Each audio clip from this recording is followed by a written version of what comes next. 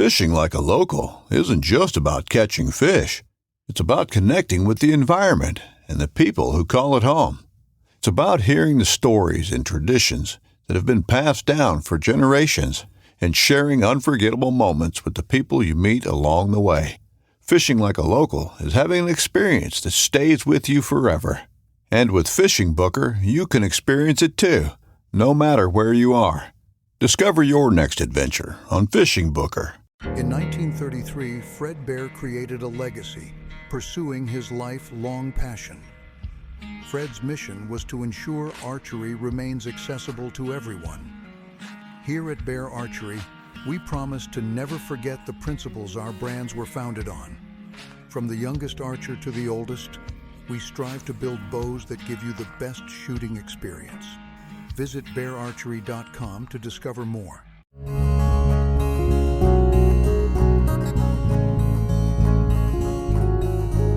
Welcome to the Casting Across Fly Fishing Podcast. I'm Matthew of castingacross.com, where I explore the quarry and culture of fly fishing. And this is the 135th episode of the podcast. Thank you for listening. Whether that meant clicking a mouse or a touchpad or your phone, that effort alone makes me say thank you. Today we're going to talk about local.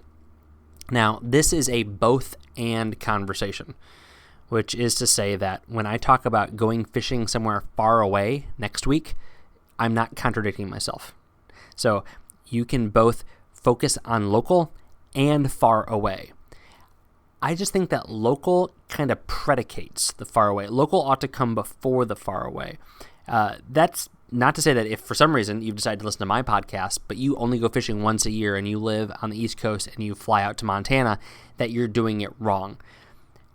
I just think that there can be a lot of contentment gained by somebody who really wants to fish, who really wants to fish more, by getting involved locally. And we're going to talk about a few different ways that looks.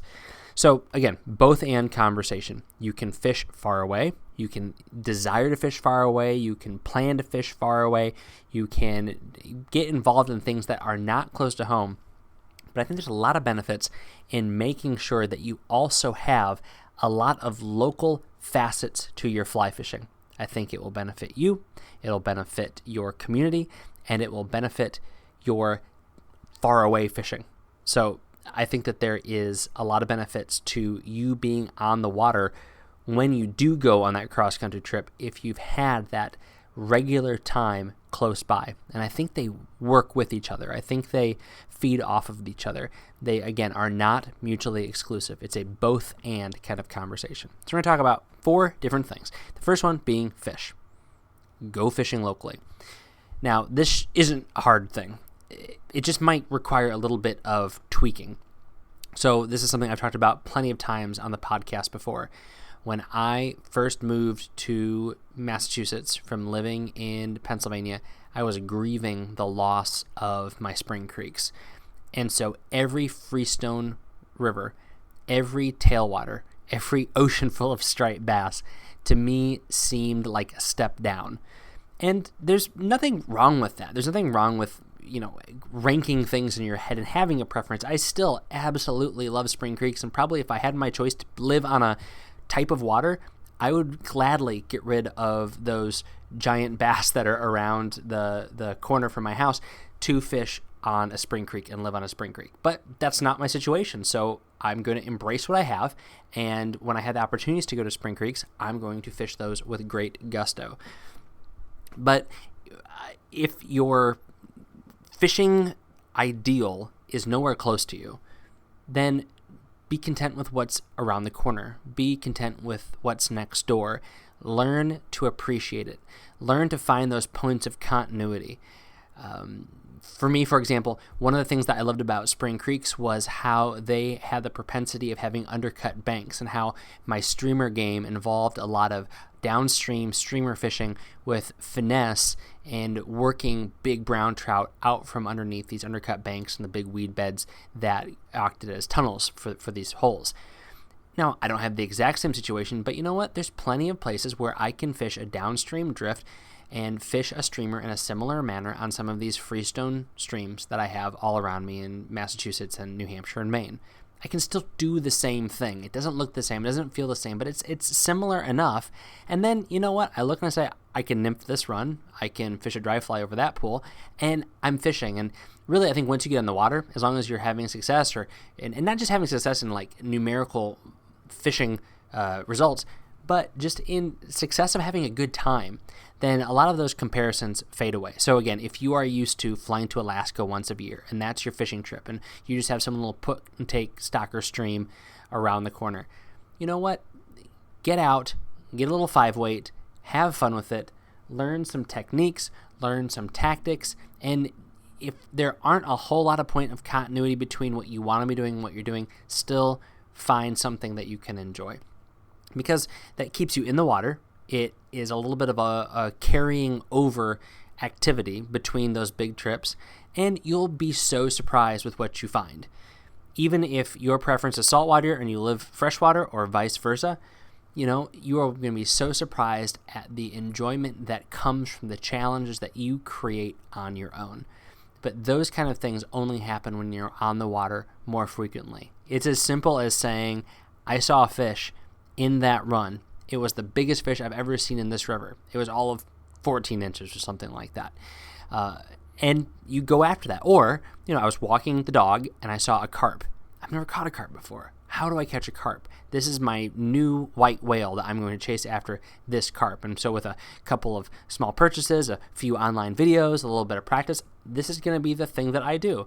It isn't the same as going to catch a tarpon, but there's no tarpon that live in the pond by your house, unless you live in Florida, of course. But I'm convinced that most anglers are not pigeonholed into, I only fish this way with this rod and this stream for this fish. I think it's that challenge and that atmosphere and the culture of fly fishing that really gets us. So are you enjoying and taking advantage of what is around you, what is local? Fish it.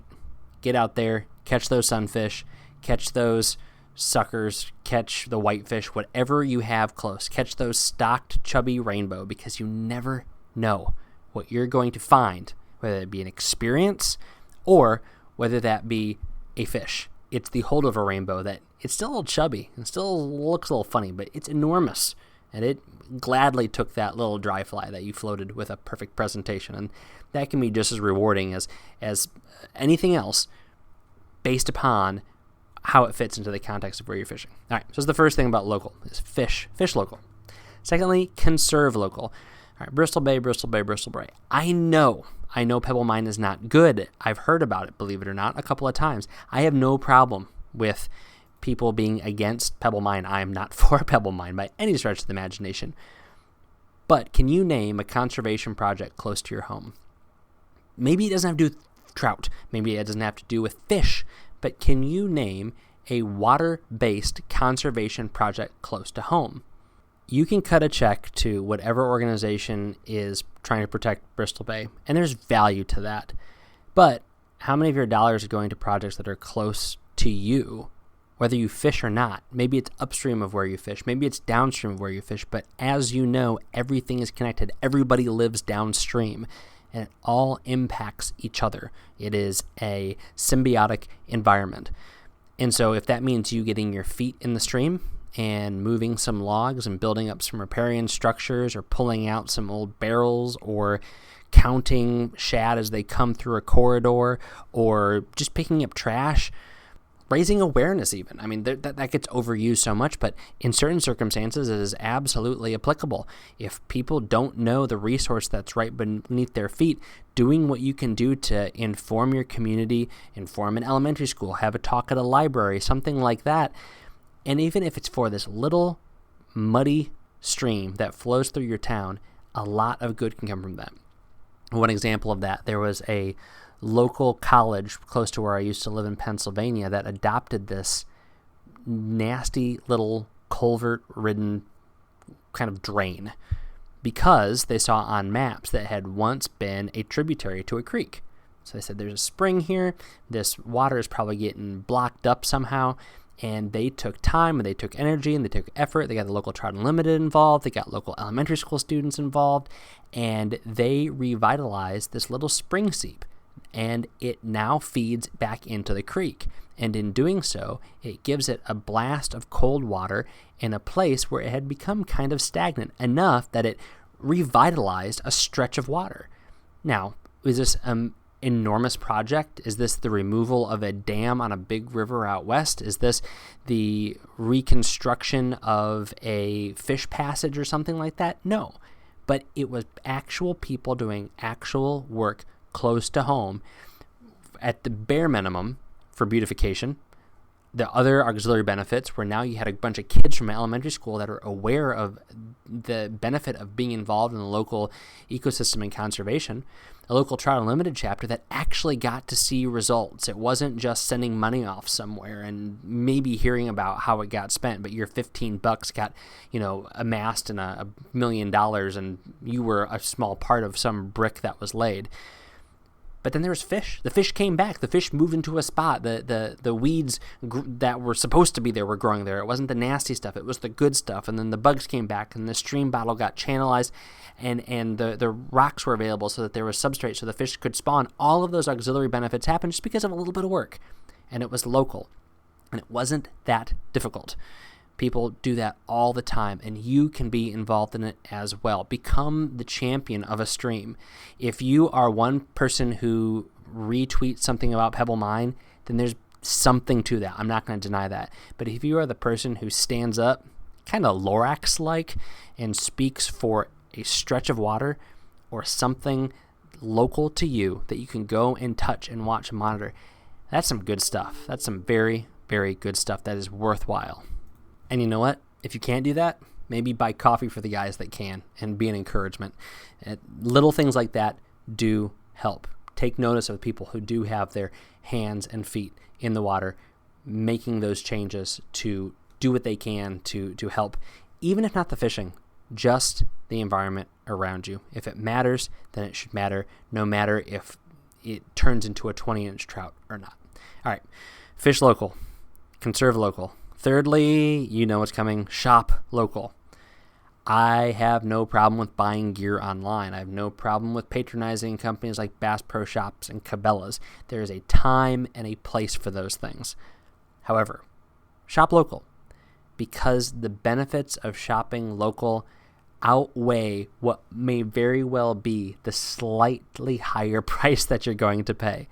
Let's not mince words. You can get better deals online. That pack of hackle that you can get for $55 instead of $65 because you bought it on the internet, it's $10, and you're saving $10 on that. And if you buy 10 hackles, then that's $100, okay? But what happens if you go into the shop and you have a conversation? What happens when you can actually touch the hackle? What if you are able to take those 10 envelopes and kind of look at them and say, I'm looking for a grizzly hackle, and these have mostly feathers that are too big, or these have mostly feathers that are too small. You can do something in that moment that you cannot do online. You can find a really reputable hackle seller, but then you're also not going to get that deep discount, so you're back at the beginning again. You might as well go into your local fly shop and look and find the hackle that you need.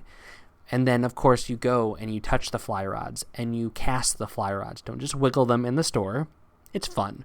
I'm not against wiggling fly rods in the store, as long as you don't whack stuff with them. I remember that so frequently working at a fly shop, people pulling a rod off the rack and like bumping the rod on either side of it and then whacking the ceiling with it.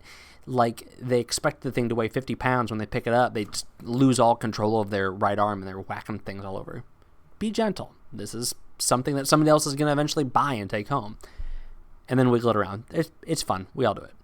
But cast it and have a conversation. Get their opinion. Hopefully, if it's a fly shop that's worth their salt, and there's some that aren't, to be honest. Just because they're local doesn't mean they're good. And let's put that out there. But if it's somebody who can give you pointers on your cast and say, yeah, it looks like, you're really throwing tight loops, but you're, when you go to make that presentation, you're dropping your hand and your elbow too much, and that's why it's coming down really hard. But otherwise, it seems like you're casting the rod really well. I'll gladly take your $500. But little things like that can make the difference. You cannot get that experience online. You can't. It's impossible. Have I bought fly rods online? Of course I have. I think most of us have. But when I really want a good fly rod, when I really want the ones that cost a little bit of money, I go and I'm hands-on. I want to make sure it's exactly what I need. And then I like the options that I have when I'm in the store. I've mentioned this before. Put the reel that you want to buy on the fly rod that you want to buy, or put the reel that you have on the fly rod that you want to buy. You can't do that if you're going online. But little things like that give you opportunities to maybe get more out of the experience, spend a few more dollars, but in the grand scheme of things, we're not talking hundreds, or maybe talking $20 or $50 more. And you get it right then. You get to talk to that person. You get to support a local business. You're beginning to build a relationship. Now, if you're antisocial, that might not be what you want. I get it. But if you have a particular question, even if you're antisocial, being able to have somebody who is a resource, who knows the local streams, who knows the local environment, who knows what's happening, you build up a lot of cachet with somebody once you have that transaction. I am a firm believer, and they might not admit it. I know some people don't think of things in this way, but when you make that purchase, you're kind of buying into being a part of what's going on there. That's a real legitimate choice these days. To shop local and shop small, you are supporting, and so I think there is some reciprocity there. Now, some shop owners might not feel that way, and that's kind of the difficult position a lot of people have gotten themselves into, where they offer less customer service than the big box stores. They offer less customer service than some of the big online fly shops. But by and large, people are going to want to have that conversation with you. And again, you get to touch stuff, you get to see stuff, you get to try stuff on. You don't have to have that hassle of ordering it, trying it on, mailing it back. If you need something today, you got to go to a fly shop. Prime is awesome. You get it in 2 days. But if it doesn't fit, or 2 days is not fast enough, that fly shop is going to be where it's at. And when you get people that can do special orders for you because they know that you are a legitimate customer and they're able to guide you to those purchases, that's the kind of stuff that is good. And even if you only patronize a fly shop every once in a while, you want that fly shop to be there when you need it. So every little bit helps. Every little bit helps. So shop local. Fish local, conserve local, shop local, and then the last one, have community locally. So maybe I am a big hypocrite for fostering community through casting across, but I don't have a message board. I don't have anything like that. I do like that I get to interact with anglers from all over the world. I do like that I get emails and comments and social media chirps from people from all over the place, and it's a lot of fun to have those conversations and figure out what people are doing and what's going on. However, I still have a group of people that I interact with that are local. I have a lot of people that I used to tie flies with back when we did that in person. That's probably starting up here any month now. That's exciting. People that I fish with. If you can get to the point where you notice people and while you're out on the stream or while you're at the fly shop and you can have a conversation, again, if you're antisocial, this might sound like the worst thing in the world. Like, I fish to not be around people.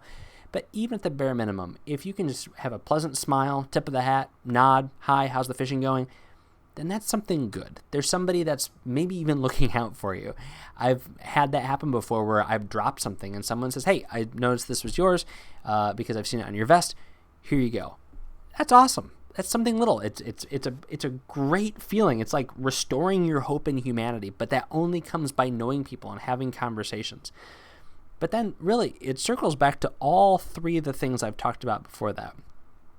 Community, when it's not just on a message board, nothing wrong with message boards, not just in a Facebook group, nothing wrong with Facebook group. Well, there's things that are plenty wrong with Facebook groups, but inherently there's nothing wrong with it.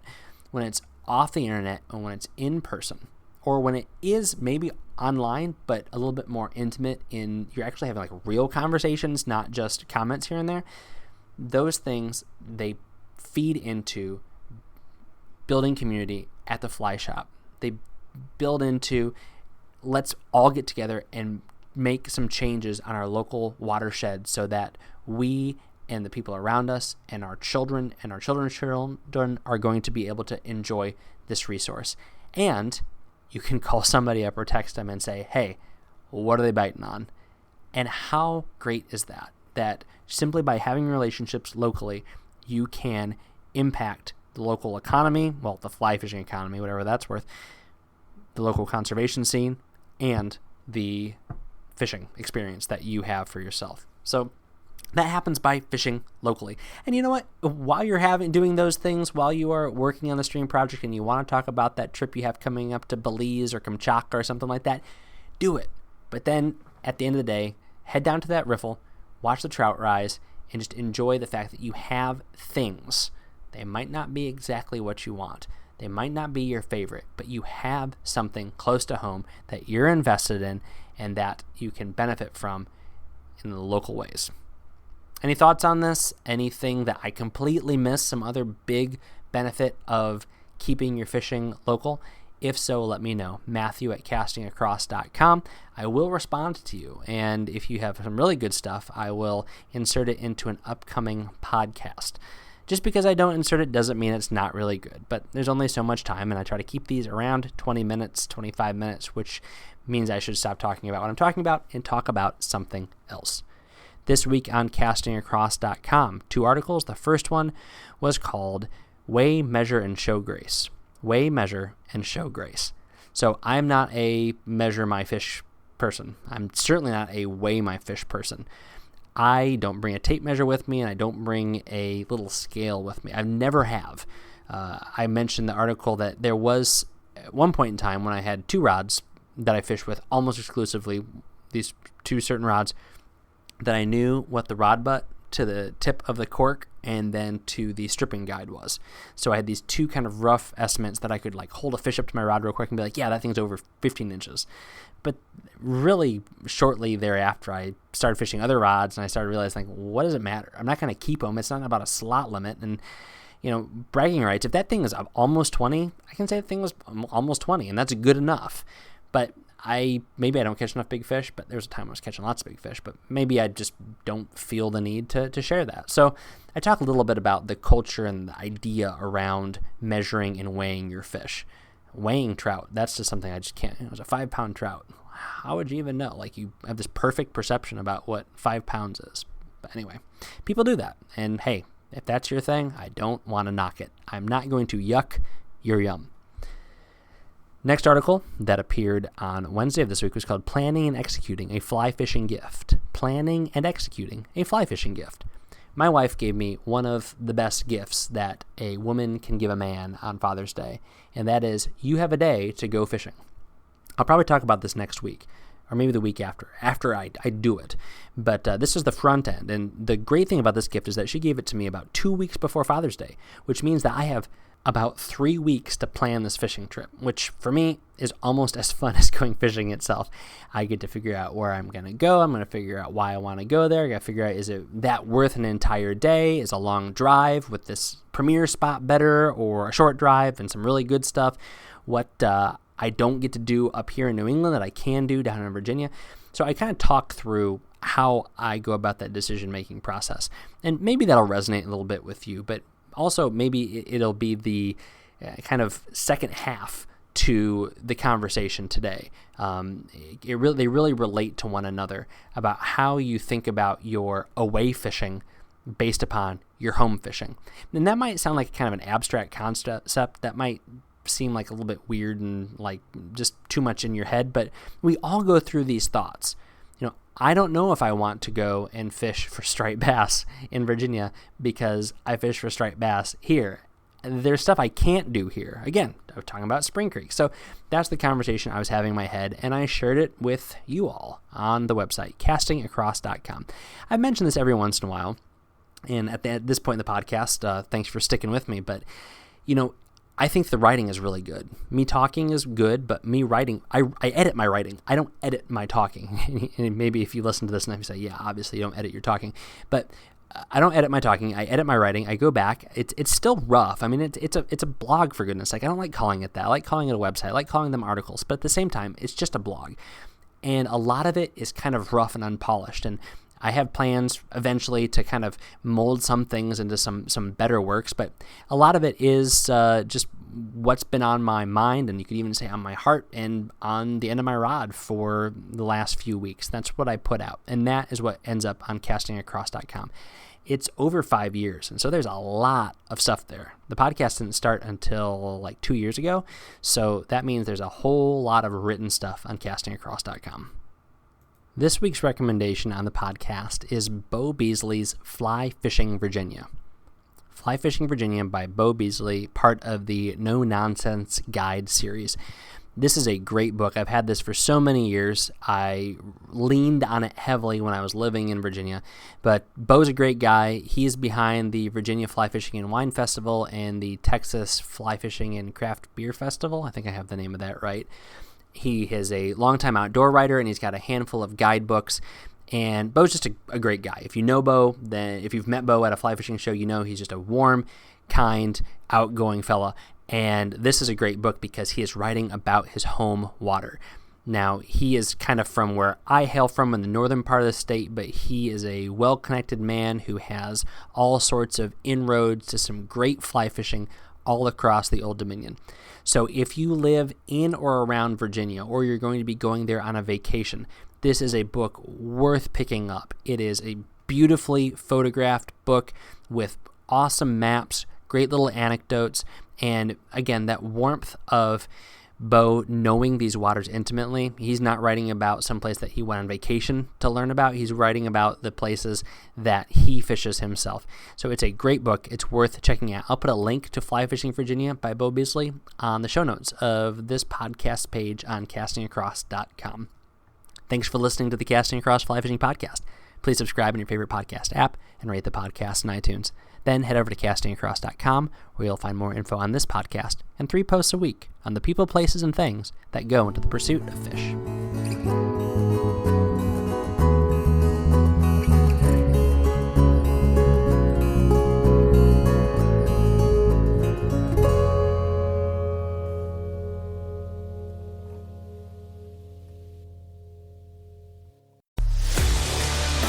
A life that has the stories to back it.